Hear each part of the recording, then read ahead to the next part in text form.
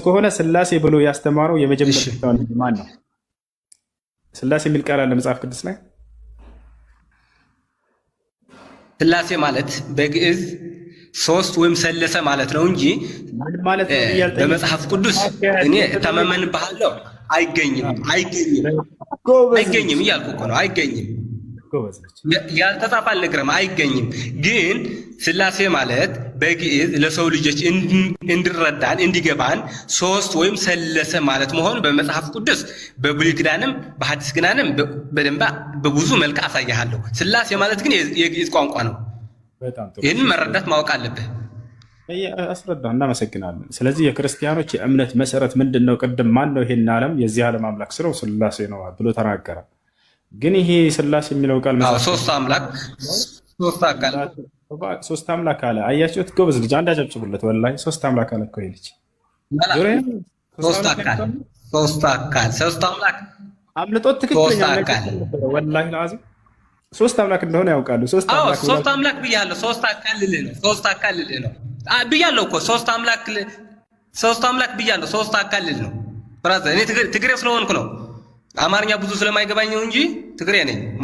ማወቅ ያለበት ነገር የቋንቋው ችግር ነው እንጂ ቋንቋ ችግር አይደለም። ታው ውስጣችሁ በደንብ ያውቃል ሶስት አምላክ እንደምታመልኩ። እሺ ኢየሱስ ክርስቶስ እግዚአብሔር ነው ያልኩት። እግዚአብሔር ኢየሱስ ፈጣሪ ነው አይደለም? በማስረጃ ላሳይህ። ጥያቄውን መልስና ማስረጃ ስጠይቀህ ትሰጠኛለህ። ችግር የለውም። ያው ፊትህ ነው። ኢየሱስ ፈጣሪ ነው አይደለም? ኢየሱስ ፈጣሪ ነው። እሺ አብ ፈጣሪ ነው አይደለም?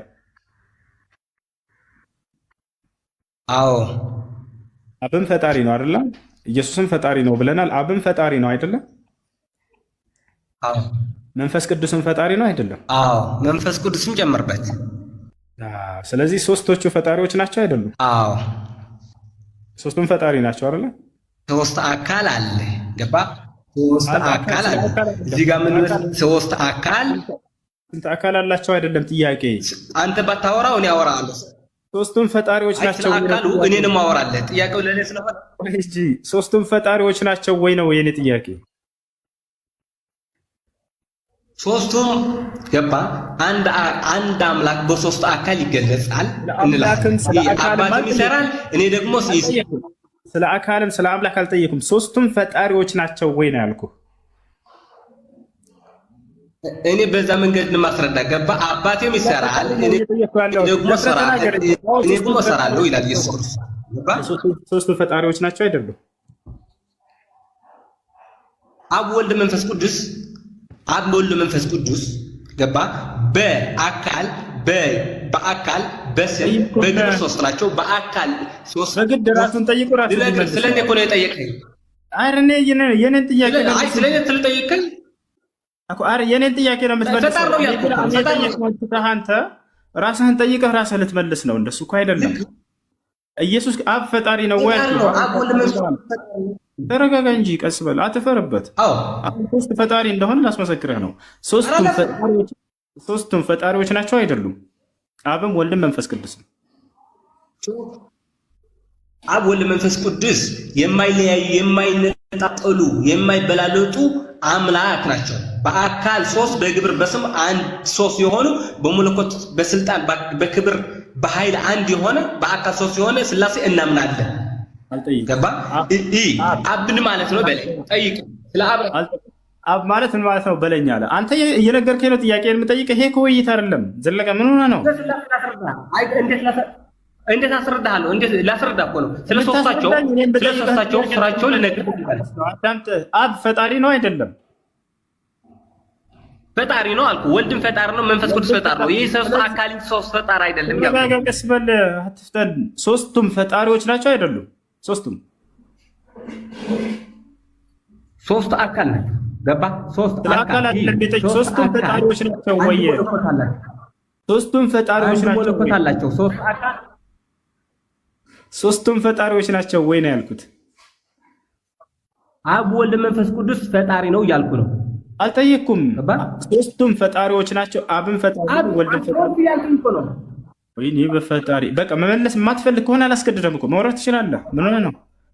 ከተጠየቅህ ደግሞ የተጠየቅከውን መለስ። እኔ ጠየቅኩህ ግን አንተ ራስህ ጥያቄ አንስተህ ራስህ መመለስ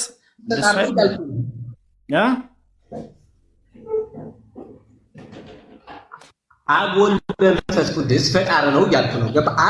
አብ ወልድ መንፈስ ቅዱስ አብ ስማኝ እንጂ ስማኝ፣ እኔ ልመልስልህ፣ ከዛ በኋላ አንተ ትይዘኛለህ። ምክንያቱም ስለ ሥላሴ ስለሆነ አብ ለብቻው ፈጣሪ ነው፣ ወልድ ለብቻው ነው። እንደዛ ብዬ እንትን ልትላት መጀመሪያ የኔ ሀሳብ ስለ ሥላሴ ስማኝና ከዛ በኋላ አንተ ያዘኝ። አብ ለብቻው ዓለምን መፍጠር ዓለም ፈጥሯል አልፈጠረም? ለብቻው ያለ ወልድ ያለ መንፈስ ቅዱስ ብቻውን ፈጣሪ ነው ማለት ትችላለህ? በል ዕብራውያን 1 ምን ይልሃል? ዕብራውያን 1 ምዕራፍ 2 ላይ ምን ይልሃል? ዓለማት በልዩ ፈጠረ። ማስረጃ ስጠይቅህ ትሰጠኛለህ። ማስረጃ አምጣ ስልህ የዛኔ ትሰጠኛለህ። አንተ ጥያቄን መለስ። አብ ያለ ወልድ ያለ መንፈስ ቅዱስ ብቻውን ዓለምን ፈጥሯል አልፈጠረም? አልፈጠረማ። አብ ነው እያልከኝ አብ እያልከኝ ነው። አብ ነው እያል ብቻው ዓለማትን አብ እያልከኝ ያለ ወልድ ያለ መንፈስ ቅዱስ አልፈጠረም። ለምሳሌ አዳምን ስፈጠር ባለበት ባፍንጫው አልፈጠረም አይደለ? አብ ያለ ወልድ ያለ መንፈስ ቅዱስ ብቻውን ፈጣሪ ሊባል አይችልም አይደለ?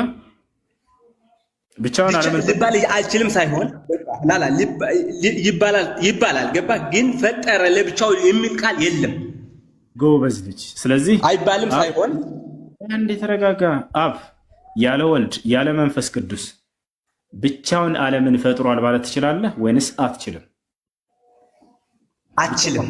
ጎበዝ ልጅ። አያቸው አይደለ? አብ ብቻውን ፈጣሪ ነው። አንዱን ጥላቸው ለብቻው ይሄ ዓለምን ፈጥሯል ማለት አይቻልም በክርስትና። ለምን? ሶስቱም አብረው ነው የፈጠሩት።